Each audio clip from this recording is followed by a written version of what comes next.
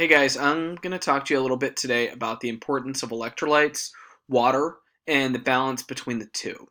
I'm sure that over the course of the season, and especially when you guys play double headers, you'll notice that if you don't stay hydrated, your body can become dehydrated and you'll start to feel dizzy. It's also possible that your skin will feel cool and clammy when you're dehydrated.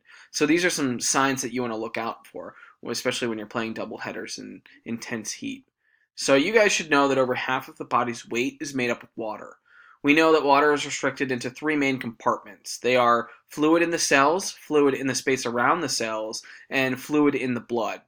In order for the body to function normally, the body must keep fluid levels from varying too much in these different compartments. So electrolytes are minerals that carry an electric charge when they are dissolved in a liquid, such as blood.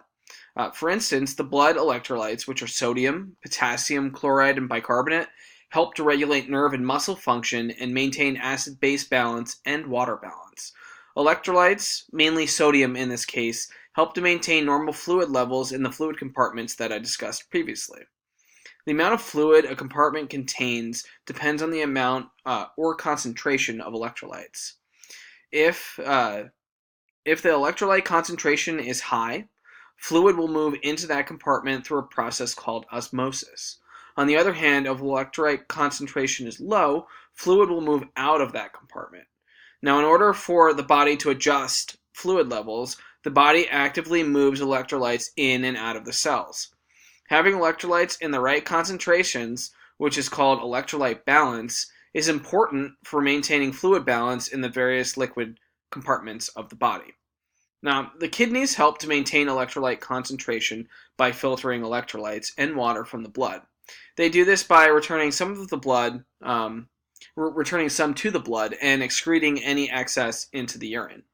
And we get our water and electrolytes from ingestion.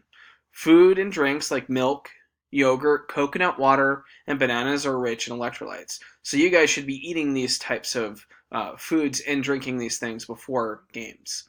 When you're playing sports and losing water through sweat, it's not feasible to eat some of these foods on the field.